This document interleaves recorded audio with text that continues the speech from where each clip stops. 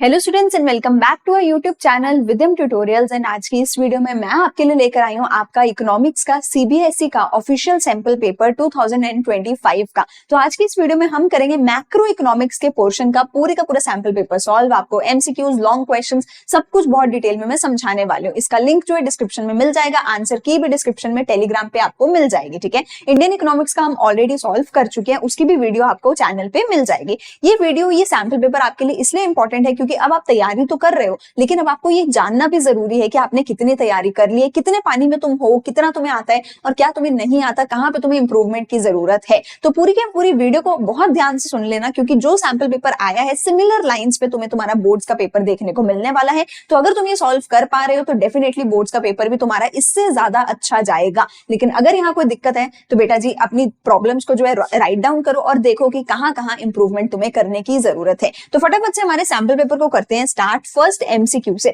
तो as you know हमारे पास जो है 40 मार्क्स का मैक्रो, 40 मार्क्स का इंडियन इको आएगा। 40 में से 10 मार्क्स में आपको जो है एमसीक्यूज है मैक्रो में, 10 मार्क्स के एमसीक्यू इंडियन इको में देखने को मिलने वाले। तो सबसे पहले हमारे पास आएंगे 10 एमसीक्यूज मैक्रो इकोनॉमिक्स के, जो हम सॉल्व करते हैं। ठीक है, तो एमसीक्यूज के लिए मैंने तुम्हें बताया हुआ है एक ही लाइन में एमसीक्यू सॉल्व करना। कहीं भी कोई न्यूमेरिकल है तो उसको साइड में बॉर्डर बना के साइड में सॉल्व करना है। एमसीक्यूज के बीच में जो है न्यूमेरिकल्स को सॉल्व मत करना, एमसीक्यूज को लाइन वाइज सिर्फ आंसर करना। ठीक है, सबसे पहले एमसीक्यू मेरे पास आता है एक्सर्शन रीजन का ही। The government can reduce the deflationary gap. कहते गवर्नमेंट डिफ्लेशनरी गैप को रिड्यूस कर सकती है by purchasing the government securities in the open market. देखो डिफ्लेशनरी गैप कब होता है? डिफ्लेशनरी गैप मतलब कि प्राइसेस कम हो रहे हैं। प्राइसेस कम कब होते हैं? जब डिमांड कम होती है, सप्लाई ज्यादा होती है। ठीक है, जब एग्रीगेट डिमांड कम है, एग्रीगेट सप्लाई ज्यादा है, तो ऑब्वियस सी बात है जो प्रोड्यूसर्स है वो क्या करेंगे, प्राइस कम करेंगे ताकि लोग डिमांड करें, सामान को खरीद लें। तो इसमें हम ये चाहते हैं कि जो लोग हैं वो ज्यादा डिमांड करने लग जाए। लोग ज्यादा डिमांड तब करेंगे जब लोगों के पास पैसा ज्यादा होगा।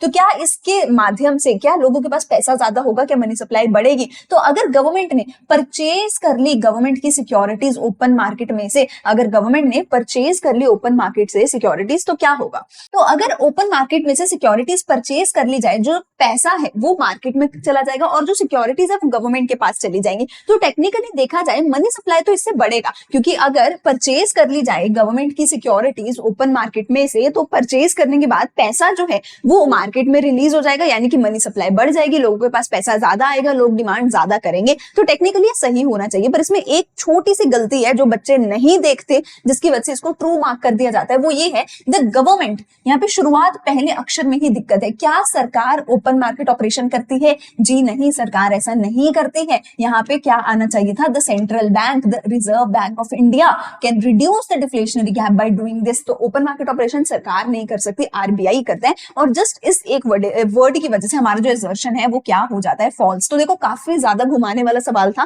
क्योंकि पूरा सवाल सही है, बस एक चीज गलत है कि डिफ्लेशनरी गैप परचेज करने से कम तो होता है, पर वो परचेज सिक्योरिटीज आरबीआई करता है, सरकार नहीं करती। तो असर्शन इज फॉल्स। एंड जैसे ही असर्शन फॉल्स होगा मैं आगे पढ़ूंगी भी नहीं, मैं सीधा डी ऑप्शन को मार्क कर दूंगी और कोई ऑप्शन सही हो ही नहीं सकता। तो इसका मतलब है रीजन मेरा ट्रू होगा। रीजन क्या है? The central bank. देखो रीजन ने साफ साफ बोला, central bank purchases the government securities in the open market to increase the lending capacity of the commercial bank. तो सेंट्रल बैंक ऐसा ऐसा करता है, ये चीज बिल्कुल सच है, इसमें कोई दो राय नहीं है। तो आंसर क्या होगा? ऑप्शन नंबर डी होगा। जस्ट बिकॉज आरबीआई करता है वो चीज हमारे देश की सरकार वो चीज नहीं करती है। ठीक है, अगली चीज मेरे पास आती है The cabinet led by the PM has decided that the government will provide free food grains to disparate people beneficiaries under the PM गरीब Kalyan Yojana for a period of 5 years। तो कहते हैं कि सरकार ने ये सोचा है कि हम क्या करने वाले हैं, गरीब लोगों को फ्री में खाना देने वाले हैं। हम क्या करने वाले हैं? गरीब लोगों को गरीब कल्याण अन्न योजना, गरीब लोगों का कल्याण करने वाले हैं, गरीब लोगों को फ्री में हम चीज देने वाले हैं। आइडेंटिफाई करना है ऑब्जेक्टिव कौन सा है जो सरकार अचीव करने की यहाँ पे कोशिश कर रही है। देखो यहाँ पे बहुत क्लियरली सरकार क्या कर रही है, रीडिस्ट्रीब्यूशन ऑफ इनकम कर रही है। अमीरों पे टैक्स लगा के, अमीरों से पैसा लेके गरीबों के बीच में फ्री में चीजें बांटी जा रही हैं, गरीबों को पैसा दिया जा रहा है। रीडिस्ट्रीब्यूशन ऑफ इनकम यहाँ पे होता है। इकोनॉमिक स्टेबिलिटी इंस्टेबिलिटी का इससे कोई लेना देना नहीं है। इकोनॉमिक इंस्टेबिलिटी तो सरकार चाहेगी ही नहीं। इकोनॉमिक स्टेबिलिटी में मतलब होता है कि आप जो है इन्फ्लेशन को रोको, ठीक है, प्राइसेस को ज्यादा बढ़ने ना दो, ये चीजें रीएलोकेशन ऑफ रिसोर्सेज में सरकार क्या करना चाहेगी, सरकार प्राइवेट सेक्टर को बोलेगी कि तुम जो है गरीब एरियाज में जाके फैक्ट्रीज लगाओ, या सरकार खुद गरीब एरिया में जाके फैक्ट्री लगाएगी, अपने जो रिसोर्सेज है उनको गरीबों के लिए जो है रीएलोकेट करेगी। बट यहाँ पे सरकार जब भी कुछ फ्री में ऐसे दे रही है गरीबों को, वो क्या है, रीडिस्ट्रीब्यूशन ऑफ इनकम का ऑब्जेक्टिव होता है। ठीक है, अगली चीज, to arrive at the value of the GVAMP dash must be added to GVA at basic prices. Basic price का मतलब होता है GVAFC। ठीक है, तो अगर मुझे GDP-MP पे जाना है, GDP-MP पे अगर मुझे जाना है तो मुझे GDP-FC में क्या ऐड करना पड़ेगा। तो ऑब्वियस सी बात है, GDP-FC से GDP-MP पे जाने के लिए G और G सेम है, DP और DP सेम है, एक ही फर्क है FC और MP का फर्क है। तो यानी कि मुझे क्या करना पड़ेगा, NIT को यहाँ पे प्लस करना पड़ेगा, NIT नेट इनडायरेक्ट टैक्सेस को मुझे यहाँ पे प्लस करना पड़ेगा ताकि मैं FC से MP पे जा सकूं। तो देखो नेट नहीं है इन दोनों में, तो नेट वर्ड है नहीं, तो ये दोनों तो हो नहीं सकते। Net product tax, net production tax, हमारा जो नेट इनडायरेक्ट टैक्स है वो किस पे लगता है, प्रोडक्ट पे लगता है, प्रोडक्शन पे लगता है, वो प्रोडक्ट पे लगता है बेटा जी। जो हमारा नेट इनडायरेक्ट टैक्स होता है वो प्रोडक्शन पे नहीं, वो प्रोडक्ट पे लगता है। जैसे कि आज की डेट में हमारे पास GST है, GST प्रोडक्शन के टाइम नहीं लगता, GST तब लगता है जब प्रोडक्ट का खरीद और बेच होता है। तो ये दोनों तो बाहर हो गए क्योंकि नेट वर्ड नहीं है और हमें नेट इनडायरेक्ट टैक्स चाहिए। इनडायरेक्ट टैक्स मतलब ऐसा टैक्स जो प्रोडक्ट्स की खरीद और बेच पे लगता है, प्रोडक्शन पे नहीं लगता, प्रोडक्शन पे नहीं लगता, प्रोडक्ट्स की खरीद और बेच पे लगता है। तो answer is net product tax. ठीक है जी, अगली चीज, under the dash exchange rate system market forces automatically adjust the surplus and deficit in the BOP account. कौन सा एक्सचेंज रेट सिस्टम है जिसमें मार्केट फोर्सेस अपने आप काम करती हैं, तो वो फिक्स नहीं है, वो क्या है, हमारा फ्लेक्सिबल एक्सचेंज रेट सिस्टम है। देखो मैनेज फ्लोटिंग को ही हम डर्टी फ्लोटिंग बोलते हैं, तो ये दोनों तो सेम हो गए। टेक्निकली देखा जाए option C and option D are the same, वो तो हो ही नहीं सकते, दो सेम ऑप्शन आंसर हो ही नहीं सकते। फिक्स्ड एक्सचेंज रेट सिस्टम में सरकार होती है, तो आंसर क्या हो जाएगा, flexible exchange rate system. Identify the correct option at that indicates the reference line passing through the origin drawn at a particular angle. देखो यहाँ पे हमारे पास बेसिकली रेफरेंस लाइन की जिसकी बात हो रही है वो यहाँ पर हमारा क्या है, 45 डिग्री की लाइन की बात हो रही है। एग्रीगेट सप्लाई का जो इनकम का ग्राफ है उसकी यहाँ पे हम बात करें, क्योंकि हम जितने भी हमारे डायग्राम्स बनाते हैं AD का, C का, S का, उनके लिए हम रेफरेंस लाइन किसको लेते हैं, AS का कर्व, जो हमारे इनकम का कर्व होता है हम उसको यहाँ पे रेफरेंस लाइन लेते हैं। ठीक है, तो यहाँ पे मेरा आंसर होना चाहिए 45 डिग्री का A वाला। ठीक है जी, दूसरी चीज, अगर ये आपको नहीं भी समझ आए तो भी तुम सोच के देखो, तुम्हारे सिलेबस में 60, 75, 30 क्या ये ग्राफ है तुम्हारे सिलेबस में? नहीं है, एक ही ग्राफ है तुम्हारे सिलेबस में जो है 45 डिग्री का ग्राफ, तो आंसर 45 डिग्री का ग्राफ ही होगा। तुम ये सोच के देखो कि क्या इनमें से कोई तुम्हारे सिलेबस में है, तुम्हारी किताब में है, तुम्हारी बुक में है ही नहीं, तो ये आंसर कैसे हो सकता है? तुम्हारा आंसर होने वाला है 45 डिग्री की लाइन। आई नो थोड़े से घुमाने वाले MCQs हैं, लेकिन ट्रस्ट में आपको जो फाइनल पेपर में आएगा कंपैरेटिवली इजियर आएगा, ये कंपैरेटिवली हायर लेवल है। तो अगर तुमने ये कर लिया, बोर्ड्स का पेपर डेफिनेटली तुम सॉल्व कर लोगे, ये मेरी गारंटी है। ठीक है, as per the data presented in the budget, total receipts of the government other than the borrowings and the total expenditure are estimated at 27.2 lakh CR and 45 lakh CR. The value of dash deficit would be 17.8 lakh CR. तो देखो बोला क्या गया है कि कौन से deficit की बात हो रही है, रेवेन्यू, बजटरी, फिस्कल और प्राइमरी, कौन से पर्टिकुलर डेफिसिट की यहाँ पे बात हो रही है। जब मैं टोटल की बात कर रही हूँ बेटा जी, जब मैं टोटल की बात कर रही हूँ, टोटल रिसीट, टोटल खर्चा, मैं ये नहीं कह रही कि सिर्फ रेवेन्यू साइड का होगा, मैं ये नहीं कह रही सिर्फ कैपिटल साइड का होगा, मैं कह रही हूँ पूरा टोटल। जब मैं सम टोटल की बात करूंगी तो वहां पे मेरे पास कौन सा होता है, फिस्कल डेफिसिट होता है। प्राइमरी डेफिसिट क्या होता है, fiscal deficit minus interest payments. Revenue deficit क्या होता है, जिसमें सिर्फ रेवेन्यू वाला आ रहा है। बजटरी डेफिसिट भी हम रेवेन्यू डेफिसिट को बोल रहे हैं। फिस्कल डेफिसिट का यहाँ पे मेरे पास आंसर आएगा, क्योंकि जो फिस्कल डेफिसिट है उसमें मैं टोटल की बात करती हूँ। ठीक है, अगली चीज, 7th MCQ मेरे पास क्या आता है, the maximum value of MPC can be unity. कहते हैं जो मेरी मैक्सिमम वैल्यू है वो MPC की 1 हो सकती है। ठीक है, इससे ऊपर हो नहीं सकती, तो हम इससे ऊपर करके देख लेते हैं। अगर MPC ग्रेटर देन 1 होगा तो क्या होगा। ठीक है, हम क्या बोल रहे हैं, MPC मैक्सिमम 1 हो सकता है, तो हम इससे ऊपर लगा के देख लेते हैं, अगर हुआ तो ठीक है, नहीं तो नहीं सही। तो MPC अगर ग्रेटर देन 1 होगा तो क्या होगा, delta C greater than delta Y upon delta Y, sorry delta C upon delta Y greater than 1 होगा, यानी कि जो मेरा डेल्टा C है वो ग्रेटर देन डेल्टा Y होगा। इसका मतलब पता है क्या है, अगर मेरी इनकम 10 रुपए से बढ़ेगी, मैं कंजम्पशन को 12 रुपए से बढ़ा दूंगी, ये तो हो ही नहीं सकता, ये तो हो ही नहीं सकता बेटा जी। अगर इनकम 10 रुपए से बढ़ी है तो मैं ज्यादा से ज्यादा कंजम्पशन को 10 रुपए से बढ़ा दूंगी। अगर इनकम 10 रुपए से बढ़ी है, मैं कंजम्पशन को उससे ज्यादा नहीं बढ़ा सकती। तो एक चीज याद रखना, the change in consumption is always less than और at max equal to change in Y. ये दोनों बराबर नहीं हो सकते। तो यहाँ पे मेरी ये स्टेटमेंट बिल्कुल ट्रू है। As the income increases, the proportionate increase in the consumption is always more than the increase in the level of income. तो कहते कि जैसे जैसे जैसे जैसे हमारी इनकम बढ़ेगी वैसे वैसे कंजम्पशन में जो चेंज आएगा वो ज्यादा होगा। ये मैंने अभी तुम्हें समझाया। प्रपोर्शनेट इंक्रीज इन इनकम वो ज्यादा होगा, प्रोपोर्शनेट इंक्रीज इन कंजम्पशन ज्यादा नहीं हो सकता। तो ये वाली चीज मेरी फॉल्स है। लेकिन ऑप्शन 1 मेरा ट्रू है कि मैक्सिमम जो है वो एमपीसी 1 हो सकता है। टेक्निकली तुम देखो दोनों ऑप्शन एक दूसरे के ऑपोजिट है। पहले वाला बोलता है कि एमपीसी 1 होगा, यानी कि कभी भी डेल्टा सी डेल्टा वाई से बड़ा नहीं हो सकता। पहला ऑप्शन ये बोलता है। दूसरा ऑप्शन बोलता है कि डेल्टा सी जो है डेफिनेटली डेल्टा वाई से बड़ा होगा। दूसरा ऑप्शन क्या बोलता है, एज द इनकम इंक्रीजेस, जैसे जैसे डेल्टा वाई होगा डेल्टा सी जो होगा वो ज्यादा होगा डेल्टा वाई से। सेकंड ऑप्शन क्या बोलता है कि डेल्टा सी जो है वो ग्रेटर होगा डेल्टा वाई से। यही तो मैंने बोला फर्स्ट ऑप्शन में कि ये नहीं हो सकता। तो टेक्निकली दोनों ऑप्शन एक दूसरे के ऑपोजिट है। Option 1 is true, option 2 is false. अगला क्वेश्चन मेरे पास आता है, in a two sector economy AD can be determined by adding. AD कैसे निकलेगा, सी प्लस आई करके निकलेगा, ठीक है। Autonomous consumption, induce consumption and induced investment. Autonomous investment लेते हैं, इंड्यूस इन्वेस्टमेंट नहीं लेते, इंड्यूस इन्वेस्टमेंट नहीं लेते। ऑटोनॉमस कंजम्पशन, ऑटोनॉमस इन्वेस्टमेंट, अरे ऑटोनॉमस कंजम्पशन थोड़ी होता है, इंड्यूस कंजम्पशन भी तो होता है। Autonomous consumption, induce consumption, autonomous investment, सही बात है। क्या बोला गया, ईडी जो है मेरा सी प्लस आई के बराबर होता है, ठीक है जी। आई जो है मेरा ऑटोनॉमस होता है, आई बार, तो इंड्यूस्ड इन्वेस्टमेंट तो नहीं हो सकता। जो मेरा सी होता है, सी दो चीजों से मिलकर बनता है, सी बार प्लस बी बार, ठीक है ना। तो मेरा एडी में बोल सकती हूँ AD is equals to C bar plus B Y plus I. तो आई है मेरा ऑटोनॉमस इन्वेस्टमेंट, सी बार है मेरा ऑटोनॉमस कंजम्पशन और बी वाई है मेरा इंड्यूस्ड कंजम्पशन। इन्हीं तीनों चीजों को मिला करके जो है मेरा एडी बनता है in a two sector economy, ठीक है। चलो तो ऑप्शन क्या होगा, ऑप्शन डी मेरा आंसर होगा। रीड द फॉलोइंग स्टेटमेंट, कौन सा सही है कौन सा गलत है फिर से मुझे बताना है। Foreign grants in aid receipt do not lead to any claim on the government। कह रहे हैं कि अगर मुझे सरकार फॉरेन से कोई भी ग्रांट मिलती है, एज अ एड मिलती है, तो मेरा उससे कोई क्लेम यानी कि मेरी कोई लाइबिलिटी सरकार की उससे नहीं बनेगी। ये बात बिल्कुल सच है। ये करंट अकाउंट में जाएगा, कोई उससे लाइबिलिटी कोई एसेट कुछ इफेक्ट नहीं होगा। ये जस्ट हमारी करंट अकाउंट में रिसीट आ रही है, ये बात ट्रू है। तो option 1 is true. Disposal of equity by the public sector undertaking, यानी कि पब्लिक सेक्टर अंडरटेकिंग क्या कर रही है, डिसइन्वेस्टमेंट कर रही है, अपनी इक्विटी को सेल ऑफ कर रही है। Leads to decrease in the asset of the government. Obvious सी बात है, तुम्हारे पास एक कंपनी थी, तुम्हारी कंपनी जो है तुम्हारी बैलेंस शीट में तुम्हारी बुक्स में एज एन एसेट शो होने वाली है, तुमने वो कंपनी बेच दी, तुम्हारा एसेट बिक गया, तुम्हारा एसेट रिड्यूस हो जाएगा, तो ये बात भी ट्रू है। तो both the statements are true.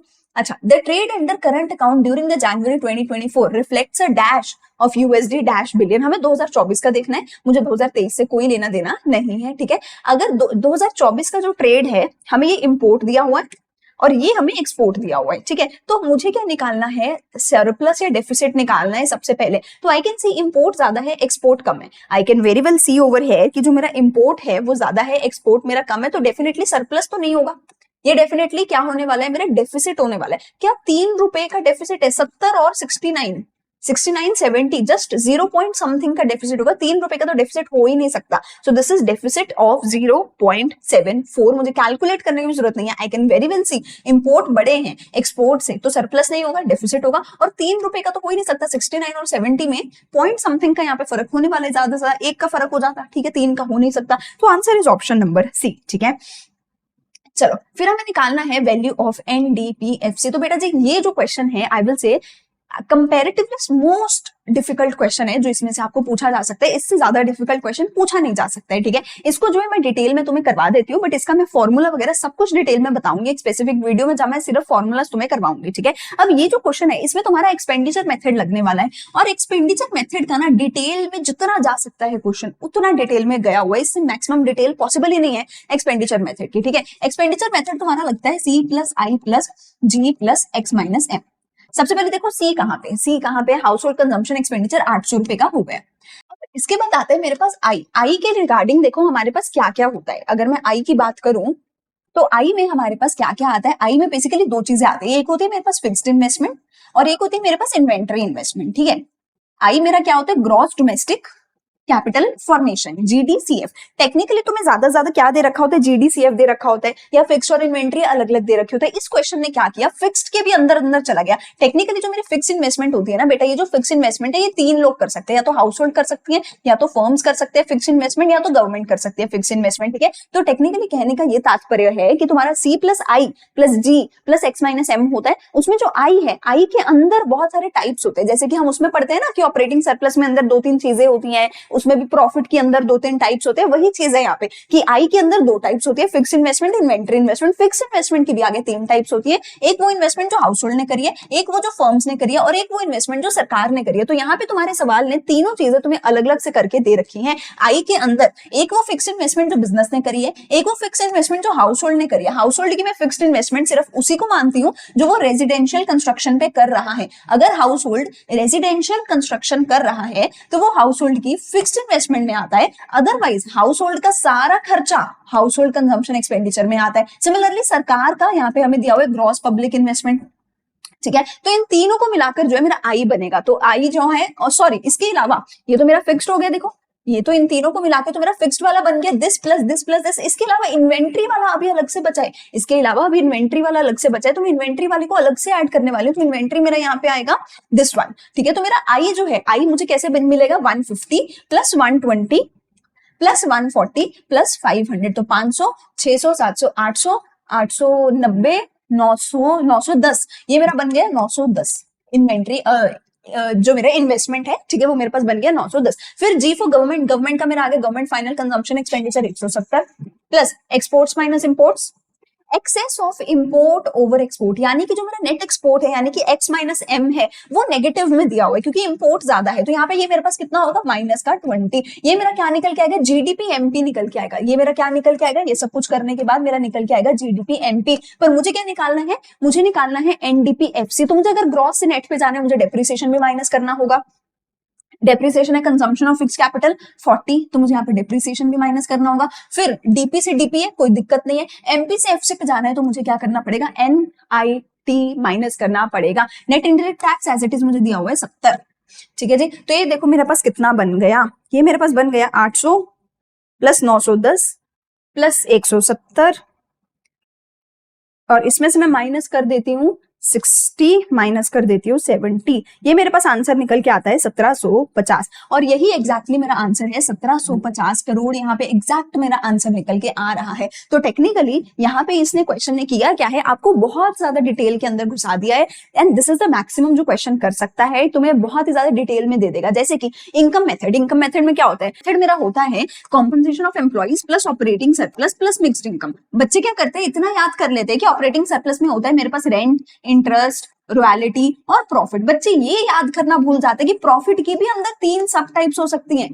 ठीक है, और क्वेश्चन क्या करेगा, अगर तुम्हें डिटेल में देना है क्वेश्चन तुम्हें ये दे देगा, ये भी देगा, ये भी देगा, ये भी देगा, ये भी देगा, और प्रॉफिट नहीं देगा। प्रॉफिट के अंदर वो तीनों सब टाइप्स दे देगा, और तुम तीन में से किसी एक आधे को ऐड करोगे, किसी को ऐड नहीं करोगे, वहीं पे तुम्हारे क्वेश्चन में एक आध नंबर कट जाएगा। वही चीज यहाँ पे करी गई है, वही चीज यहाँ पे करी गई है। यहाँ पे क्या होता, बच्चे मोस्टली क्या करते हैं, यहाँ पे सिर्फ और सिर्फ gross business fix capital formation को ऐड करके आ जाते, बाकी दोनों को ऐड नहीं करते। लेकिन एक चीज याद रखना, जो तुम्हारी इन्वेस्टमेंट है वो ग्रॉस डोमेस्टिक कैपिटल फॉर्मेशन होती है बेटा जी। यहाँ पे बिजनेस की दे रखी है तो मुझे तीनों की ऐड करनी होती है, बिजनेस की, हाउस होल्ड की और सरकार की। तो मैंने बिजनेस की भी करी। हाउस होल्ड की हमेशा सिर्फ रेजिडेंशियल कंस्ट्रक्शन होगी और कोई इन्वेस्टमेंट नहीं होगी। हाउस होल्ड का या तो खर्चा होगा, expenditure, house hold consumption expenditure होगा, या तो फाइनल जो हाउस होल्ड है उनका रेजिडेंशियल कंस्ट्रक्शन इन्वेस्टमेंट होगा, और कुछ नहीं होगा हाउस होल्ड का। और तीसरी चीज सरकार का ग्रॉस पब्लिक इन्वेस्टमेंट। ठीक है ना, तो अगर मेरी सरकार खर्चा कर रही है तो वो यहाँ पे आएगा, लेकिन अगर सरकार इन्वेस्टमेंट कर रही है वो ग्रॉस पब्लिक इन्वेस्टमेंट में यहाँ पे आएगा, फिक्स्ड इन्वेस्टमेंट के अंदर।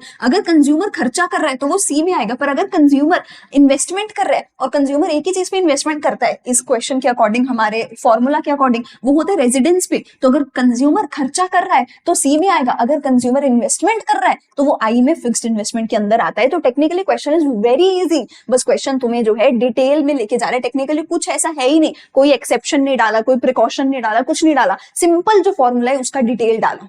ठीक है, और इतना बेटा जी तुम्हें करना ही पड़ेगा। फॉर एग्जांपल इसमें भी प्रॉफिट के अंदर क्या सब टाइप्स आते हैं, डिविडेंड रिजर्व और टैक्स जो है वो तुम्हें याद ही करना पड़ेगा, और इसमें याद करने से ज्यादा कुछ और है ही नहीं, you just need to learn and do nothing else in this. ठीक है जी, अगला चलते हैं, state the steps pertaining to the estimation of national income under the income method. तो बेटा ये क्वेश्चन भी जो है काफी बार हमें देखने को मिला है। एक चीज गारंटेड है, या तो क्या कहते हैं तुम्हें यह आएगा न्यूमेरिकल आएगा, न्यूमेरिकल के और में काफी बार प्रिकॉशन का क्वेश्चन पूछ लिया जाता है कि हमें क्या क्या प्रिकॉशन लेनी चाहिए अंडर इनकम मेथड, कोई भी 3 बताओ, कोई भी 4 बताओ, या फिर हमें कैसे जो है स्टेप्स बताने हैं कि इनकम एक्सपेंडिचर कोई भी मेथड है उससे हम नेशनल इनकम कैसे निकालें। तो मेरा तुमसे सजेशन यही रहेगा, रादर देन तुम ये स्टेप्स याद करो, प्रिकॉशन सब कुछ अलग अलग से याद करो, उससे बढ़िया है तुम ये जो न्यूमेरिकल्स है, न्यूमेरिकल के 3 फॉर्मूले, उन 3 फॉर्मूलाज को याद कर लो। तुम्हारा 3 नंबर से ज्यादा में आता नहीं है, मोस्टली हाई चांस है 3 नंबर में ही आएगा, और 3 नंबर में वेरी हाई चांस है कि आसान आएगा। तुम देखो अगर मुश्किल ये है, आसान तो कितना आसान होगा। तो मैं तुम्हें सजेस्ट करूंगी कि रादर देन तुम ये स्टेप्स वगैरह ये सब कुछ याद करो, ये स्टेप्स समझाने वाले भी कुछ नहीं है, तो एज इट इज बुक में दे रखे कि ये स्टेप्स हैं, तुम उन स्टेप्स को याद कर सकते हो। ठीक है ना, तो ये जो स्टेप्स है रादर देन तुम उनको याद करो, इससे कई गुना बेटर है कि तुम न्यूमेरिकल का फॉर्मूला याद कर लो। ये आए ना आए ये तो जरूर आएगा, और सिर्फ फॉर्मूला याद कर लेना, फॉर्मूला शीट में तुम्हें दे दूंगी, समझा दूंगी कैसे करना है, तुम बस उतना कर लोगे, तुम्हारे 3 नंबर पक्के हो जाएंगे, 3 में से 2 से 2.5 नंबर तो आ ही जाएंगे। ठीक है, अगर तुमने कुछ भी कैलकुलेशन एरर नहीं किया तो।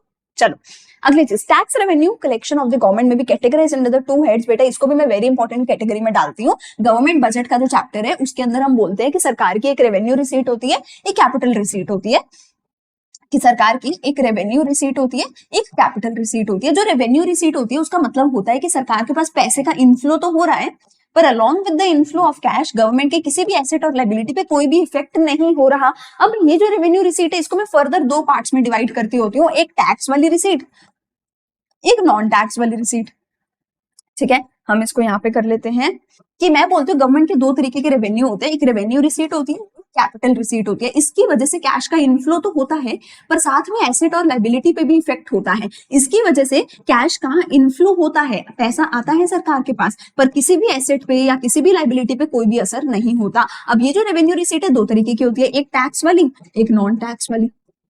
अब जो हम टैक्स और नॉन टैक्स करते हैं वो क्यों करते हैं, क्योंकि सरकार के पास मेजर सोर्स है जो इनकम का वो टैक्स ही है। हर सरकार का अराउंड 70 to 80% जो इनकम है वो सिर्फ टैक्स से आ रहा होता है, इसलिए हम नॉन टैक्स को अलग से लिख देते हैं, टैक्स को अलग से लिख देते हैं। अब ये जो टैक्स रिसीट है सरकार की, अब ये जो सरकार की टैक्स रिसीट है इसको भी मैं 2 पार्ट्स में डिवाइड करती हूँ, एक होता है डायरेक्ट टैक्स, एक होता है इनडायरेक्ट टैक्स। ठीक है, डायरेक्ट टैक्स जो होता है, अगर तुम्हारे पास पहले से टाइम है और तुम्हें आता है, आई विल सजेस्ट तुम इस तरीके से पूरा फ्लो चार्ट बना दो, जहां पे एक साइड रेवेन्यू दिखा सकते हो, एक्सपेंडिचर दिखा सकते हो, या फिर सिर्फ रेवेन्यू दिखाओ, रेवेन्यू रिसीट, कैपिटल रिसीट। ठीक है, और रेवेन्यू रिसीट में टैक्स और नॉन टैक्स, और फिर टैक्स के अंदर डायरेक्ट और इनडायरेक्ट। तुम्हारे पास टाइम है तो तुम प्लीज इस तरीके से फ्लो चार्ट बना के आओ, पेंसिल से फ्लो चार्ट बना दो, तुम्हारा टीचर को अच्छा लगेगा। डायरेक्ट टैक्स लोगों की इनकम के ऊपर लगाया जाता है। ठीक है, इसमें लाइबिलिटी टू पे the tax and the burden of tax is on the same person. इसके अंदर ये जो है ये गुड्स एंड सर्विसेज की, गुड्स और सर्विसेज की सेल या परचेज पे लगाया जाता है, गुड्स और सर्विसेज की सेल या परचेज पे लगाया जाता है। इसके अंदर लाइबिलिटी टू पे द टैक्स, एंड इसके अंदर जो हमारा बर्डन ऑफ टैक्स होता है वो सेम पर्सन पे नहीं होता, वो 2 अलग अलग लोगों पे होता है। ठीक है जी, इसके अंदर हमारी एग्जांपल आती है या तो हमारा पर्सनल इनकम टैक्स, इसके अंदर हमारी एग्जांपल आती है या तो हमारा पर्सनल इनकम टैक्स, ठीक है, पर्सनल इनकम टैक्स, या फिर जो हमारी कंपनीज होती है उनका कॉर्पोरेट प्रॉफिट के ऊपर जो टैक्स लगता है वो इसमें आता है। इसके अंदर मेन जो हमारी एग्जांपल आती है वो आती है हमारे GST, excise duty, import duty, वो इसके अंदर आती है। इसके अंदर बेसिकली जो इंसान अपनी जेब से पैसा देगा टैक्स का, उसी इंसान के नाम से सरकार के पास टैक्स फाइल किया जाएगा। फॉर एग्जांपल अगर मेरी इनकम है तो मैं ही अपनी जेब में से 10,000 रुपए 50,000 रुपए सरकार को दूंगी, और सरकार के पास मेरे ही नाम से जाएगा, अंशिता जिंदल का टैक्स जो है प्रॉपर भरा जाएगा सरकार के पास। ठीक है, तो मेरे ही नाम से जो है यहाँ पे टैक्स फाइल किया जाएगा, मैं ही टैक्स फाइल करूंगी या मैं अपने सी से टैक्स फाइल करवाऊंगी, तो मेरी ही जेब से पैसा गया और सरकार को मैं ही पे कर रही हूँ, सरकार को मेरे थ्रू ही जा रहा है, मैं ही कर रही हूँ अपने आप से सरकार के पास अपनी रिटर्न फाइल। यहाँ पे जो होता है पैसा तो हमारी जेब से जाता है, कस्टमर की जेब से जाता है, पर सरकार के पास कस्टमर के नाम से पैसा नहीं जाता। सरकार के पास ये नहीं जाता कि अंशिता ने फोन खरीदा तो अंशिता के नाम से सरकार के पास 10,000 का टैक्स चला गया, नहीं, सरकार के पास टैक्स जाएगा कंपनी के नाम से, सैमसंग या जो भी कंपनी है उस कंपनी के नाम से सरकार के पास टैक्स डिपॉजिट करवाया जाएगा। तो यहाँ पे पैसा तो एक कस्टमर की जेब से जाता है, पर सरकार के पास जमा वो टैक्स कौन करवाता है, कंपनीज करवाती है। सरकार जो है कंपनीज के ऊपर ये बर्डन डालती कि भैया जी तुम जो है सरकार के पास पैसा जमा कराओ। यहाँ पे मैं अपने सीए को नहीं बिठाऊंगी, ले मैंने फोन खरीदा है जाके सरकार को टैक्स जमा करके आओ, जी नहीं। यहाँ पे burden and liability is on the different people, यहाँ पे लाइबिलिटी एंड बर्डन टू पे the tax is on the same person, ठीक है जी। इसका एग्जाम्पल है personal income tax, corporate profit tax, यहाँ पे GST, excise duty, import duty, बहुत सारे ऐसे एग्जाम्पल्स हमारे पास आते हैं, ठीक है। अगली चीज फॉरेन पोर्टफोलियो इन्वेस्टमेंट। अच्छा, अब यहाँ भी याद रखना एफडीआई और एफआईआई या एफपीआई के बीच का फर्क। एफडीआई होता है जब तुम फॉरेन में गए और तुमने पूरे का पूरा एसेट खरीद लिया, जैसे कि कोई गाड़ी, कोई घर, कोई गोल्ड, यहाँ पे 100% ओनरशिप तुम्हें एसेट की मिल जाती है। लेकिन एफआईआई फॉरेन इंस्टीट्यूशनल इन्वेस्टमेंट या फॉरेन पोर्टफोलियो इन्वेस्टमेंट में तुम्हें 100% ओनरशिप नहीं मिलती है एसेट की। फॉर एग्जाम्पल तुमने किसी कंपनी में जब भी शेयर खरीदा, किसी कंपनी में पैसा लगाया, कंपनी का शेयर खरीदा, तो उसको एफपीआई या एफआईआई बोला जाता है। वहां पे तुम्हें पूरी कंपनी की ओनरशिप नहीं मिलती, तुमने जितना परसेंट खरीदा कंपनी का उतने परसेंट की ओनरशिप मिलती है। तो एफपीआई में क्या हुआ, sharp turn around during this year with net FPI inflow of US dollar this much, ठीक है। आई डोंट केयर कितने का भी आया है, मुझे ये समझना है कि मेरे पास क्या हुआ है, एफपीआई का इनफ्लो हुआ है, मेरे देश में ज्यादा इनफ्लो हुआ है इन्वेस्टमेंट का। In which sub account and on which side of the BOP account the above transaction will be recorded? Give reason in support of your answer. कहते हैं ये किस साइड जाएगा। देखो हमारे देश में पैसा इन्वेस्ट हुआ है तो ऑब्वियसली इससे मेरा एसेट बढ़ा है। जब भी मेरा कोई एसेट या लायबिलिटी इफेक्ट होता है तो वो कैपिटल अकाउंट में जाता है, और क्योंकि इनफ्लो है तो ये क्रेडिट साइड पे जाएगा। कौन से अकाउंट में जाएगा, क्रेडिट साइड पे ऑफ द कैपिटल अकाउंट जाएगा। रीजन में क्या देने वाले हूँ, रीजन में ये देने वाली हूँ कि जो एफपीआई है वो इन्वेस्टमेंट है, वो हमारे देश के लिए अच्छी है, वो हमारे देश में आके किसी कंपनी के शेयर्स खरीद रहे हैं तो वो हमारे देश में आके एसेट बना रहे हैं, ठीक है। तो हमारे देश के अंदर जो है एसेट या लायबिलिटी कोई अफेक्ट हो रहा है, ठीक है। तो हमारे अगर देश में एसेट या लायबिलिटी इंपैक्ट होगा तो उससे कैपिटल अकाउंट में ट्रांजेक्शन को जो है रिकॉर्ड किया जाएगा। ऑन दी अदर हैंड अगर हमारे देश में इनफ्लो होगा तो उसको क्रेडिट साइड पे रिकॉर्ड किया जाएगा, अगर आउटफ्लो होगा तो डेबिट साइड पे उसको रिकॉर्ड किया जाएगा। तो यहाँ पे एक चीज याद रखनी बहुत जरूरी है कि एफपीआई, एफआईआई, एफडीआई ये तो तुम पढ़ लोगे कि इन्वेस्टमेंट हुई है, तुम ये पढ़ना भूल जाते हो कि नेट एफपीआई इनफ्लो हुआ है या नेट आउटफ्लो हुआ है। अगर नेट आउटफ्लो हुआ है तो ये डेबिट साइड में जाता, लेकिन क्योंकि नेट इनफ्लो हुआ है तो ये क्रेडिट साइड में जाएगा। तो यहाँ पर मुझे नंबर से कोई लेना देना नहीं, मुझे ये लेना देना है इनफ्लो है तो क्रेडिट साइड, और एसेट लायबिलिटी अफेक्ट हुए हैं तो यहाँ पे कैपिटल अकाउंट में ये ट्रांजेक्शन जाने वाली है। ये प्रॉपर रीजन देके मैं आऊंगी, 3 नंबर में मेरा क्वेश्चन है, अच्छा खासा मैं बना सकती हूँ। State the meaning of BOP deficit. BOP deficit का क्या मतलब है कि हमारी जो क्रेडिट साइड है वो जो है कम है, credit side is lesser than the debit side. यानी कि इसका मतलब क्या है कि हमारे पास पैसे का इनफ्लो कम हुआ है, हमारे पास पैसे का आउटफ्लो ज्यादा हुआ है। नेट बेसिस पे कि जब मैं करंट अकाउंट, कैपिटल अकाउंट सबका जो है रिकॉर्ड कर लेती हूँ, उसके बाद में क्रेडिट और डेबिट साइड को जब टोटल करने जाती हूँ तो मुझे पता चलता है कि डेबिट साइड पे जो आउटफ्लोज है वो ज्यादा हुए हैं एंड क्रेडिट साइड पे जो इनफ्लोज है वो कम हुए हैं। तो उस केस को हम बोलते हैं बीओपी डेफिसिट। उसमें हम करंट अकाउंट की सारी ट्रांजेक्शन ले लेते हैं, कैपिटल अकाउंट की भी सारी ट्रांजेक्शन ले लेते हैं। Savings curve can be derived from the consumption curve, ठीक है, या फिर इसका उल्टा भी आ जाता है, consumption curve can be derived from the saving curve. ये कैसे होगा, ये चीज हमें यहाँ पर समझनी है, ठीक है। तो देखो हमें क्या करना है, या तो सेविंग कर्व से कंजम्पशन कर्व बनाना है या तो कंजम्पशन कर्व से सेविंग्स कर्व बनाना है। टेक्निकली देखा जाए ये दोनों ही जो कर्व्स है ये एक स्ट्रेट लाइन कर्व्स है। मुझे एक लाइन ड्रॉ करनी है बेसिकली, ठीक है। अगर तुम मैथ्स के बच्चे हो, तुम्हें थोड़ा सा भी मैथ्स आता है तो तुम्हें पता होगा जो लाइन ड्रॉ करनी है, मुझे किसी भी लाइन को ड्रॉ करने के लिए 2 पॉइंट्स की जरूरत होती है। फॉर एग्जाम्पल ये रहा मेरे पास एक पॉइंट, अब मैं इस पॉइंट के अराउंड लाइन कैसे बनाऊं, ऐसे ऐसे ऐसे ऐसे कैसे भी लाइन बना सकती हूँ इस एक पॉइंट के करीब। लेकिन अगर मैं तुम्हें 2 पॉइंट्स दे दूं, अगर मैं तुम्हें 2 पॉइंट्स दे दूं तो इन 2 पॉइंट्स के करीब तुम लाइन कैसे बनाओगे, ऐसे ही बना सकते हो। इन 2 पॉइंट्स के करीब और कोई लाइन बन नहीं सकती। तो टेक्निकली अगर मुझे एक भी लाइन बनानी है, मुझे किसी भी लाइन को ड्रॉ करने के लिए 2 पॉइंट्स की जरूरत होती है। वही चीज मैं यहाँ पे कर रही हूँ कि अगर मुझे सेविंग से कंजम्पशन कर्व बनाना है, कंजम्पशन से सेविंग कर्व बनाना है तो मुझे 2 पॉइंट्स की जरूरत होने वाली है, ठीक है। अब मुझे क्या बनाना है, सेविंग से कंजम्पशन का कर्व बनाना है। तो मैं सेविंग्स के बारे में 2 पॉइंट्स अज्यूम करूंगी, उन पॉइंट से कंजम्पशन का कर्व बनाऊंगी। तो मैं क्या करने वाली हूँ, लेट अस अज्यूम, मैं अज्यूम कर लेती हूँ that this savings initially, this savings है मेरे पास -10। ये कब है, when y is 0. Let us assume when the income is 0, at that point the this savings is equals to -10. Let us also assume that when there is a break even point in the economy, that when there is a break even point in the economy, at that point the savings are zero, and the break even point is at y is equal to, for example, 20. Let us assume that savings, this savings in the economy are equal to -10 when income is zero, and let us also assume that there is a break even point in the economy at the income level of 20 rupees. ठीक है जी, अब क्या करूंगी, अब मैं यहाँ पे draw करने वाली हूँ कर्व्स, ठीक है। तो अब मैंने यहाँ पे दो कर्व्स ड्रॉ कर लिए, इधर जो है मेरा सेविंग्स का ये कर्व रहने वाला है और इधर जो है ये मेरा कंजम्पशन का कर्व रहने वाला है। देखो मैंने यहाँ पे कंजम्पशन की कोई भी बात नहीं करी है, मैंने सिर्फ और सिर्फ सेविंग्स के बारे में असम्पशन लिया है। ऐसा इसलिए क्योंकि कंजम्पशन तो मुझे डिराइव करना है, ठीक है। तो मैंने बोला जब डिस सेविंग्स -10 है उस टाइम पे y 0 है, ठीक है। तो जब y 0 है तो डिस सेविंग्स -10 है, यानी कि जब y 0 है मेरा तो डिस सेविंग्स यहाँ से शुरू होने वाली है, सेविंग्स यहाँ से शुरू होगी, यानी कि मुझे पॉइंट नंबर 1 मिल गया। पॉइंट नंबर 2 जब मेरा y 20 है, पॉइंट नंबर 2 जब y मेरा 20 है तो सेविंग 0 है, यानी कि मुझे दूसरा पॉइंट मिल गया। तो मैं इन्हीं दोनों पॉइंट्स को ज्वाइन करते हुए ऊपर की तरफ एक लाइन ड्रॉ करूंगी और उसको नाम दे दूंगी सेविंग्स कर्व। अब मैं बोलूंगी कि at the point where there are dissavings, the dissavings are equal to the autonomous consumption in my economy. So if the dis savings are equal to -10, the autonomous consumption will be equal to 10 in the economy. So parallel to this, ऊपर अगर मैं बनाऊं तो dish savings के बिल्कुल ऊपर जो है ये डिस सेविंग्स, अगर ये इतना डिस सेविंग्स है,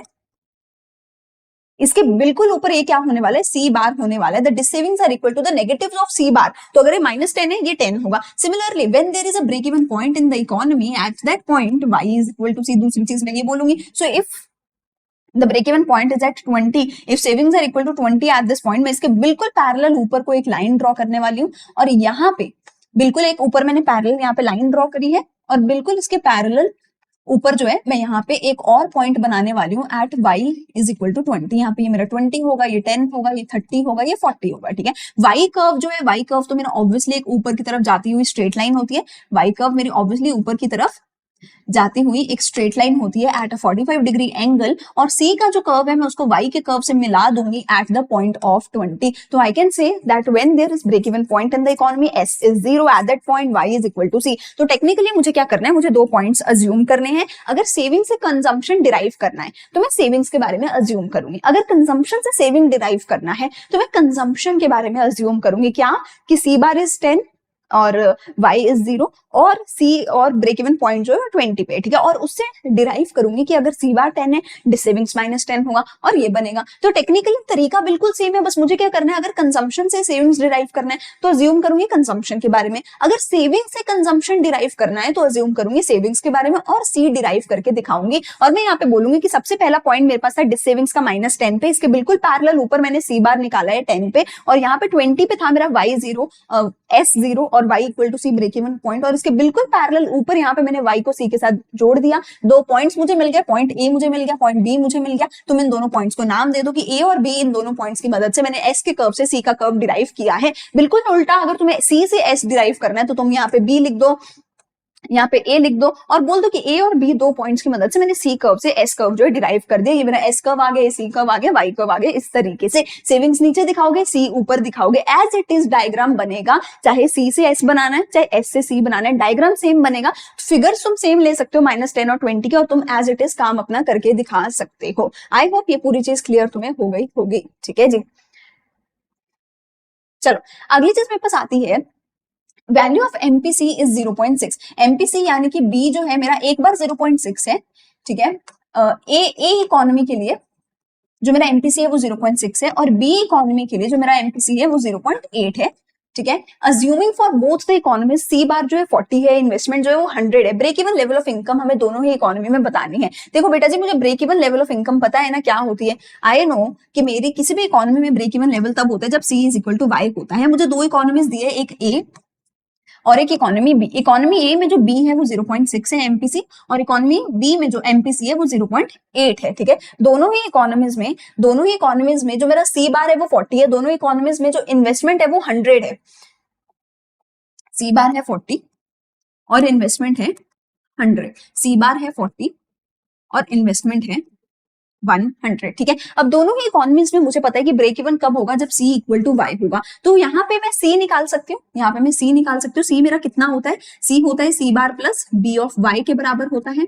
C होता है C bar plus B of Y के बराबर होता है। तो मेरा C यहाँ पे कितना आएगा, 40 प्लस 0.6y। ठीक है जी, अब C और Y तो बराबर है, C और Y तो बराबर है, तो क्या मैं C और Y को दोनों को x के बराबर रख सकती हूँ? C और Y को दोनों को x के बराबर रख सकती हूँ। तो अगर मैंने इसको भी x रख दिया, अगर मैंने इसको भी x रख दिया, तो मैं इसको x को इधर ले जाके माइनस कर सकती हूँ। तो 10 यहाँ पे या तो 1 बोल सकते हो, 1x माइनस 0.6x, ये मेरे पास 0.4x हो गया, इज इक्वल्स टू 40। तो x कितना हो जाएगा, 40 अपॉन 0.4, ये ऊपर चला जाएगा, तो x कितना आ जाएगा मेरे पास 100। यानी कि मेरा C is equal to Y is equals to 100 हो जाएगा। ये हो जाएगा break even point economy A का। इकोनॉमी बी में देखो, C is equals to C bar plus B of Y।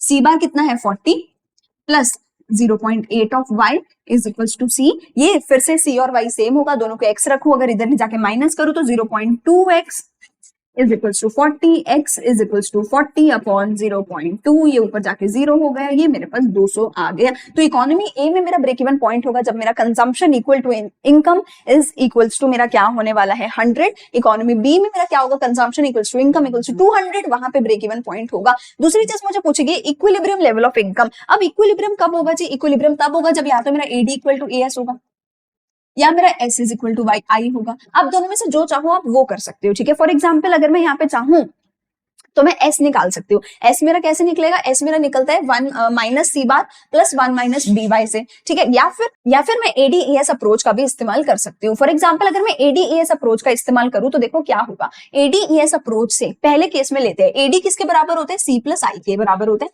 ES किसके बराबर होते हैं, Y के। C किसके बराबर होते हैं, C बार प्लस BY के। ठीक है, plus I is equals to Y। C bar कितना है, पहले वाले में 40 प्लस 0.6 Y प्लस I कितना है 100 is equal to Y। Y फिर से कॉमन हो गया, ये 140 इज इक्वल्स टू 0.4 Y। तो Y कितना हो जाएगा, 140 अपॉन 0.4। ठीक है, सिमिलरली इकोनॉमी बी में अगर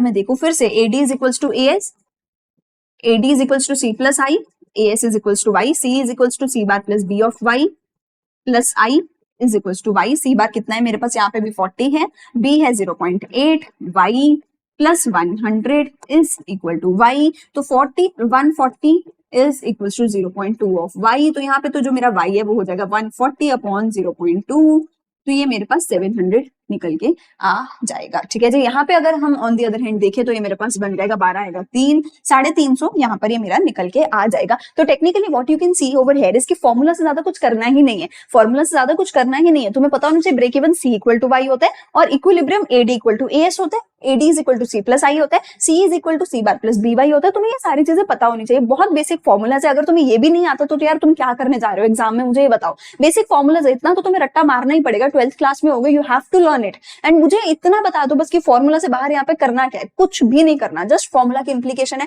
एंड नथिंग एल्स। ठीक है जी, बहुत ज्यादा आसान हो जाएगा अगर फॉर्मूला याद कर लिए तो।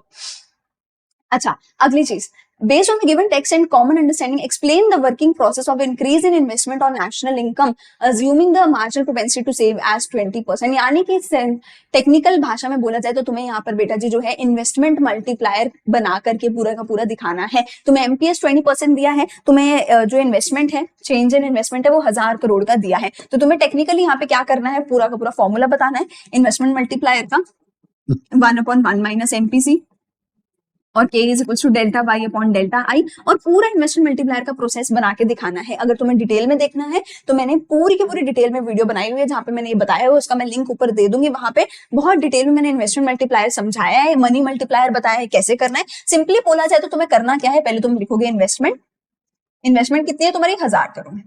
ठीक है, जितनी भी इन्वेस्टमेंट होगी उससे तुम्हारी कुछ ना कुछ इनकम बनेगी। पहले केस में तो वो इनकम सेम ही रहेगी, उस इनकम में से तुम थोड़ा सा क्या करोगे, कंज्यूम, थोड़ा सा करोगे सेव। कंज्यूम कितना करोगे यहाँ पे 80%, क्योंकि तुम्हारा MPS था 20%, MPS है 20%, तो कंजम्पशन कितना करोगे 80%। तो 1000 में से 800 कंज्यूम करोगे, 200 सेव करोगे, 800 फिर से इनकम बन जाएगी। तो 8 8 640 यहाँ करोगे, 8 2 16, 160 यहाँ पे गया, 640 में से फिर से 80% यहाँ पे, 20% यहाँ पे, ये तुम्हारा जो है एज इट इज साइकिल चलता चला जाएगा। साइकिल स्टॉप कब होगा? जब ये पूरे का पूरा 1000 करोड़ तुम्हारा यहाँ पे सेव हो जाएगा, तब ये जाके तुम्हारा साइकिल स्टॉप हो जाएगा। यहाँ पे अगर मैं फॉर्मूला में ये चीज पुट करूं तो ये मेरे पास क्या आएगा, 1/0.2, यानी कि 5 आ जाएगा मेरा इन्वेस्टमेंट मल्टीप्लायर। अगर मैं 5 को 1000 से मल्टीप्लाई करूं तो डेल्टा वाई मेरा कितना आ जाएगा, 5000। तो कंजम्पशन यहाँ पे मेरा आ जाएगा 4000। बेटा पूरा एज इट इज ये टेबल, ये फॉर्मूला लगा करके ये वैल्यूज विद एक्सप्लेनेशन तुम्हें सब कुछ पेपर में बता करके आनी पड़ेगी। ये टेबल डिट्टो कॉपी सेम, कुछ भी इसमें से अलग नहीं करना। ये सारी वैल्यूज निकाल के दिखानी, ये दो फॉर्मूला लगा के तुम्हें आंसर निकाल के दिखाना विद एक्सप्लेनेशन कि यहाँ पे क्या क्या हम कैसे कैसे कर रहे हैं, सब कुछ दिखा के आना पड़ेगा। या तो इन्वेस्टमेंट मल्टीप्लायर का या तो मनी मल्टीप्लायर का। एक सवाल लिख के ले लो, आता ही आता है। ठीक है, चलो अगली चीज मेरे पास आती है मेरा case study.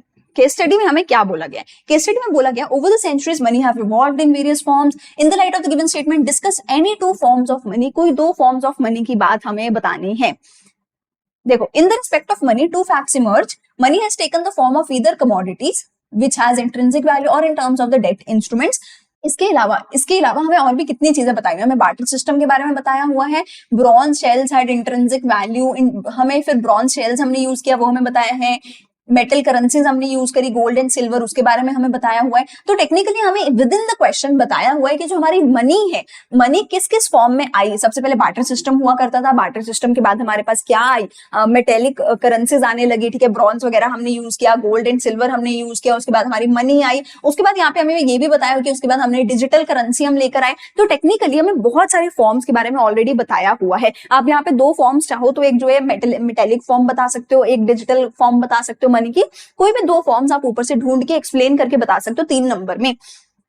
Various economists have formed a strong opinion that in the modern times this is essential. However, it comes with benefits and risk. Do you agree with the statement? Give valid arguments and support. तो कहते हैं हमारी जो digital currency है वो आई तो है, पर उसके साथ कुछ बेनिफिट भी है, कुछ रिस्क भी है। And you can very clearly see ये पूरे का पूरा जो पैराग्राफ है, the introduction has the potential to provide benefits but there are associated risk. पूरे का पूरा एक पैराग्राफ है, तुम्हें इसको थोड़ा सा अपनी भाषा में तुम चाहो तो एक्सप्लेन कर दो, as it is ditto copy same तुम यहाँ पे लिख दो। I agree with the given statement that with the introduction of this there are benefits as well as the risk. The benefits are as follows, the risk are as follows. तुम same चीज को points में बना के लिख दो, एक heading benefit की बना दो, एक हेडिंग रिस्क की बना दो, थोड़ा सा ऊपर इंट्रो दे दो, थोड़ा सा नीचे कंक्लूजन दे दो, सेम चीज को अच्छे से प्रेजेंट करके आ जाओ। 6 out of 6 marks case study में लाने is the easiest task of all. ठीक है, ऑल टाइम्स इजीएस्ट टास्क है भैया, इससे आसान कुछ और हो नहीं सकता। ठीक है जी, चलो आखिरी क्वेश्चन मेरे पास आता है, नॉमिनल जीडीपी और रियल जीडीपी मुझे दिया हुआ है। Calculate the percentage change in the real GDP taking 2020 as the base year. ठीक है, अब 2020 को बेस ईयर लेके मुझे यहाँ पे परसेंटेज चेंज निकालना है रियल जीडीपी का। रियल जीडीपी देखो मुझे क्या दे रखी है, 4000 4500 दे रखी है।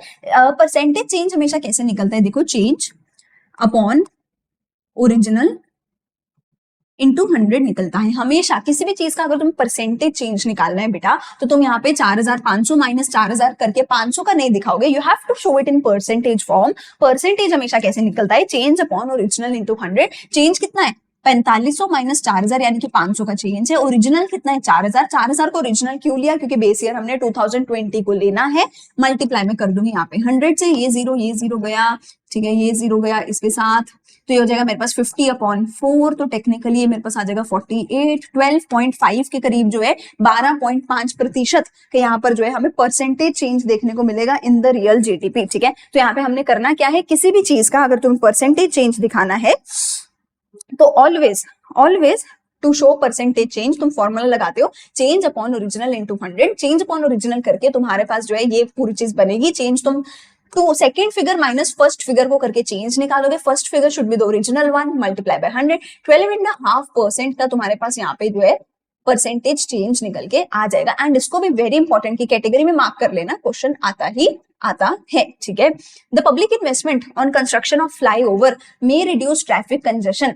On the basis of the above statement, discuss the likely impact on GDP and welfare in the economy। कहते हैं सरकार ने इन्वेस्टमेंट करी है फ्लाईओवर में, उस फ्लाईओवर की वजह से क्या होने वाला है, कंजेशन रिड्यूस होने वाली है, क्योंकि जब लोग फ्लाईओवर से जाएंगे तो जो नीचे का ट्रैफिक है सारा वो कम हो जाएगा। अब लोगों को शहर से नहीं होके जाना पड़ेगा, लोग सीधा बाईपास कर जाएंगे फ्लाईओवर से, ठीक है, लोगों को शहर से थ्रू नहीं जाना पड़ेगा और ट्रैफिक बहुत ज्यादा कम हो जाएगा। इसका तुम्हें जीडीपी के ऊपर भी इम्पैक्ट बताना है और इसका तुम्हें वेलफेयर के ऊपर भी इम्पैक्ट बताना है। यहाँ पे सिंपल सा बता के आओगे कि क्योंकि सरकार ने ज्यादा इन्वेस्टमेंट करी है, इसकी वजह से हमारा इंफ्रास्ट्रक्चर अच्छा होगा, इसकी वजह से बहुत सारे लोगों को एम्प्लॉयमेंट मिलेगी, इसकी वजह से हमारा जो है नेशनल इनकम बढ़ेगा, इसकी वजह से ये भी हो सकता है कि हमें फॉरेन से इन्वेस्टमेंट मिलने लग जाए, इन्वेस्टमेंट ज्यादा मिलने लग जाए, क्योंकि हमारा जिस भी देश में इंफ्रा बढ़िया होता है, ऐसी सारी फैसिलिटीज अच्छी होती है, उस देश में ज्यादा फॉरेन इन्वेस्टमेंट भी आती है, तो इसकी वजह से एम्प्लॉयमेंट भी बढ़ेगी, इन्वेस्टमेंट भी बढ़ेगी, इनकम भी बढ़ेगी, तो डेफिनेटली हमारा जीडीपी बढ़ेगा। But at the same time जो वेलफेयर है वो भी बढ़ेगा इससे लोगों का, क्योंकि इससे लोगों का टाइम कम होने लग जाएगा। जो लोग पहले फंसे रहते थे,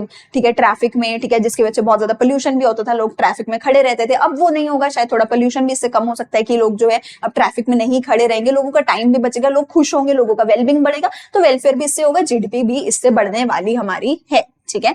basis of classification of final goods into the consumption in capital goods depends on the economic use of the economic nature of the use. तो बहुत सही बात बोली गई है कि जो फाइनल गुड्स है, फाइनल गुड्स दो तरह के होते हैं, या तो कंजम्पशन गुड्स या तो capital goods. It depends on the economic nature of the use. अगर तुम्हें अपने घर में यूज करना है तो कंजम्पशन गुड है, अगर तुम्हें उसी को अपने बिजनेस में यूज करना है तो वो कैपिटल गुड है। तो इकोनॉमिक नेचर बहुत ज्यादा, economic nature of the use बहुत ज्यादा मैटर करता है। तो I will defend the given statement, क्योंकि अगर मैं बिजनेस में यूज कर रही हूँ तो मैं उसको अपने बिजनेस के पर्पस से, इकोनॉमिक पर्पस से यूज कर रही हूँ, उससे कुछ और पैसा कमा पाऊंगी, बिजनेस का गुडविल बढ़ेगा, बिजनेस में हमारे एम्प्लॉइज यूज करेंगे, कुछ ना कुछ तो मुझे बिजनेस में इकोनॉमिक नेचर का फायदा डेफिनेटली होगा, मॉनेटरी फायदा होगा अगर मैं बिजनेस में कुछ भी इन्वेस्टमेंट करूंगी, कोई भी कैपिटल गुड लेकर आऊंगी। But on the other hand अगर मैं घर में लेकर आऊंगी तो शायद मुझे कोई मॉनेटरी, कोई इकोनॉमिक उससे फायदा ना हो। तो अगर मैं घर में लेकर आ रही हूँ कंजम्पशन गुड, अगर मैं बिजनेस में लेकर आ रही हूँ कैपिटल गुड, और इन दोनों को डिफरेंशिएट कर रही हूँ on the basis of the economic nature of the use, कि भैया अगर मुझे उससे पैसा कमाया जाएगा तो कैपिटल गुड होगा, इकोनॉमिक नेचर है, मॉनेटरी वैल्यूज के उससे मेरी बढ़ेगी, ठीक है। कंजम्पशन गुड है अगर घर में, तो ये चीज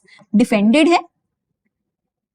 एंड आप उसको सिंपली एक्सप्लेन करके आ जाओ कि बिजनेस में अगर फ्रिज खरीदा, गाड़ी खरीदी, कैपिटल गुड है, उससे बिजनेस इंप्रूव होगा, बिजनेस में इन्वेस्टमेंट है, बिजनेस का एसेट है, बिजनेस की वैल्यू बढ़ेगी, ठीक है, वैल्यूएशन बढ़ेगी। लेकिन घर में ऐसा कुछ भी नहीं होगा, तो घर के लिए कंजम्पशन गुड, बट अगर आप मॉनेटरी इकोनॉमिक यूज देख रहे हो तो कैपिटल गुड, ठीक है जी। Natural calamities in the hill station have led to destruction of capital asset. क्या ये डेप्रिसिएशन है, क्या ये कैपिटल लॉस है, ये क्या है? देखो, अगर थोड़े बहुत चीज की वैल्यू कम हुई होती, and that too because of the wear and tear, because of new technology, because of obsolescence, तो वो डेप्रिसिएशन होता। बट यहाँ पे मैं कह रही हूँ पूरी तरह एसेट ही खत्म हो गया, पूरी तरह तबाही ही मच गई, तो वहां पे डेप्रिसिएशन नहीं है, वो कैपिटल लॉस है। तो अगर तुम्हारी थोड़ी सी वैल्यू कम हो जाए किसी चीज की, ठीक है, वो थोड़ी सी कम, अब कम रेट में बिके, थोड़ा सा उसका वैल्यू कम हो गया, क्यों? Because of wear and tear, because of use, तुमने कॉन्टिन्यूस यूज किया, वो वियर एंड टियर हो गया, टेक्नोलॉजी पुरानी हो गई, एब्सोलेंस हो गई, ऑब्सोलेंस हो गई, तो डेप्रिसिएशन है। बट अगर तबाही मच गई, ठीक है, अब मैं बोलती हूँ तुम्हारी, तुमने मशीन यूज करी, पुरानी हो गई, तो डेप्रिसिएशन है। वही मशीन खराब हो गई, क्योंकि मे बी वही मशीन तबाह हो गई, क्योंकि अर्थक्वेक आ गया, छत गिर गई, मशीन खराब हो गई, मशीन में कुछ और दिक्कत हो गई, फ्लड आ गया, पानी की वजह से कुछ हो गया, तो वो डेप्रिसिएशन नहीं है, वो कैपिटल लॉस है, ठीक है ना। तो वहां पे वियर एंड टियर नहीं आ रहा, वहां पे नेचुरल कैलामिटीज की वजह से हो रहा है, तो वो कैपिटल लॉस होगा। क्योंकि जो डेप्रिसिएशन है, आप इसमें सपोर्ट क्या करोगे कि ये कैपिटल लॉस है, क्योंकि डेप्रिसिएशन तो वियर एंड टियर या ऑब्सोलेंस की वजह से होती है, ये नेचुरल कैलामिटी की वजह से हो रही है, चीज पूरी तरह तबाह हो चुकी है। ऐसे नहीं कि चीज की बिल्कुल मार्केट वैल्यू थोड़ी सी कम हो गई, ठीक है ना, बुक वैल्यू उसकी थोड़ी सी हमारे पास जो है उससे कम हो गई है, ऐसी बात नहीं है, वो पूरी तरह खत्म हो गई है चीज। तो it's not just depreciation, it is a capital loss and not depreciation because of the following reasons. I hope यहाँ तक तुम्हें सारी की सारी चीजें समझ आ गई हो अच्छे से। हमारा पूरे का पूरा मैक्रो इकोनॉमिक्स का जो है यहाँ पे खत्म होता है। हमारा सैंपल पेपर कंपैरेटिवली थोड़ा सा डिफिकल्ट होता है, sample paper from the previous question papers from your actual board exam, उसके लेवल से 10-20% मुश्किल होता है ये। तो अगर तुमने ये कर लिया, आई कैन गारंटी बेटा जी तुम अपना पेपर तो कर ही लोगे। बट इससे तुम्हें एक चीज समझ आ जाएगी कि सिमिलर पैटर्न पे क्वेश्चन आएंगे, जीडीपी वेलफेयर का क्वेश्चन आएगा, टैक्स का क्वेश्चन आएगा, न्यूमेरिकल 2 से 3 डेफिनेटली तुम्हें देखने को मिलने वाले हैं, एमसीक्यूज थोड़े से मुश्किल देखने वाले हो तुम, ठीक है, डेप्रिसिएशन वगैरह का क्वेश्चन आएगा, नॉमिनल जीडीपी रियल जीडीपी का क्वेश्चन आएगा ही आएगा। तो मेरे से लिख के ले लेना, ये जो तुमने 18, 17, 18 क्वेश्चन किए हैं मोस्ट ऑफ देम तुम्हें तुम्हारे पेपर में देखने को मिलेंगे, थोड़ा सा इजियर वर्जन होगा बट मोस्ट ऑफ देम तुम्हें पेपर में देखने को मिलेंगे। फॉर एग्जांपल एक्सपेंडिचर मेथड का न्यूमेरिकल आया, इजियर वर्जन होगा पर एक्सपेंडिचर मेथड पेपर में देखने को मिलेगा। रियल और नॉमिनल जीडीपी का तो as it is percentage change का क्वेश्चन देखने को मिलेगा 2 से 3 सेट में, ये मेरी गारंटी है। तो ये सेम टू सेम क्वेश्चन देखने को मिलेंगे, इनको अच्छे से प्रैक्टिस कर लो क्योंकि इन्हीं का same to same easier version paper में देखने को मिलने वाला है। तो अगर वीडियो अच्छी लगी फ्रेंड्स के साथ जरूर शेयर करना, लाइक करना, चैनल को सब्सक्राइब कर लेना। मिलते हैं अगली वीडियो में।